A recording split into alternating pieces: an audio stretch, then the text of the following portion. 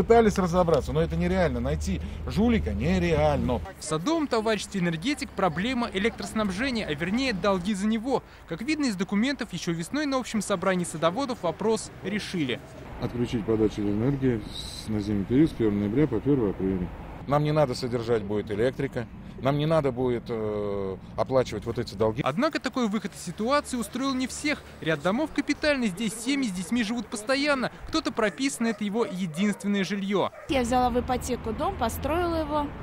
Вот моя прописка – это единственное жилье. Когда я обратилась к председателю, вот так, мало так, вот хотим жить круглогодично, пользоваться электроэнергией, он сказал, пожалуйста, проводите свой кабель и живите.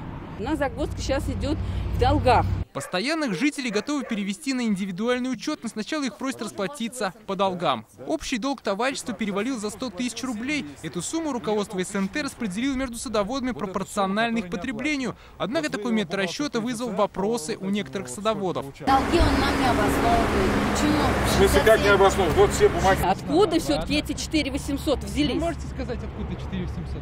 Он опять сейчас скажет, я знаю, потери, эти Потери 130 тысяч.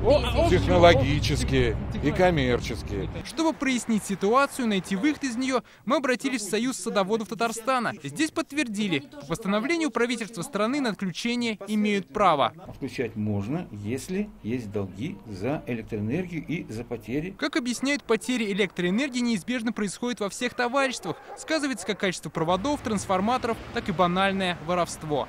Коэффициент потерь – это есть показатель развития вот данного товарищества.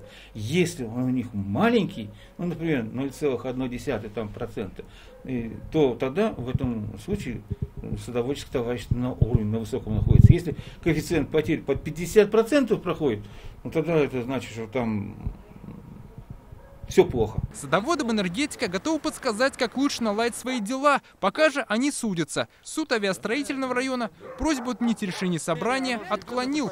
Далее собираются обращаться в Верховный. Дмитрий Арин, Александр Лобанов, ТНВ, Казань.